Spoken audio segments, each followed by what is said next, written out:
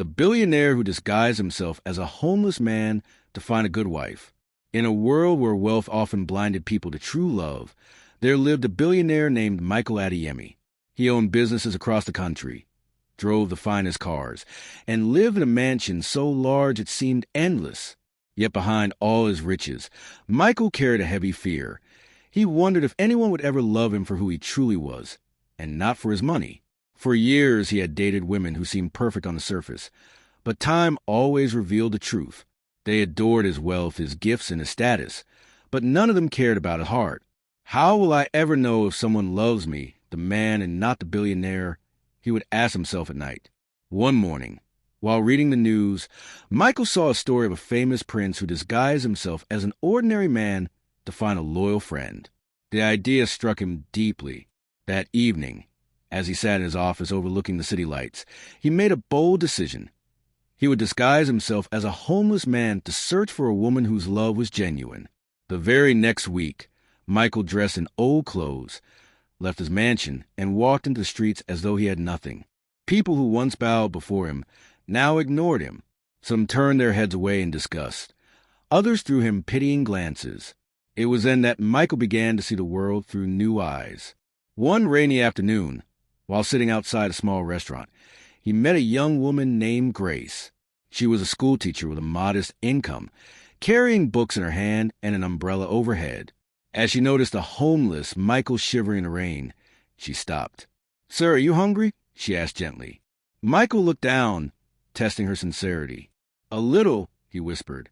Without hesitation, Grace entered the restaurant, bought warm food, and handed it to him. She did not flinch at his torn clothes or dirty face. Instead, she smiled warmly and said, "Everyone deserves a little kindness." Day after day, Michael returned to that street corner, and Grace always stopped by to check on him. Sometimes she brought food, sometimes water, and sometimes she simply talked with him. Unlike others, she never judged him. She asked about his dreams, his childhood, and his thoughts, not his wealth or possessions. For the first time in years, Michael felt truly seen. Weeks passed, and Michael grew certain Grace was the woman he had been searching for.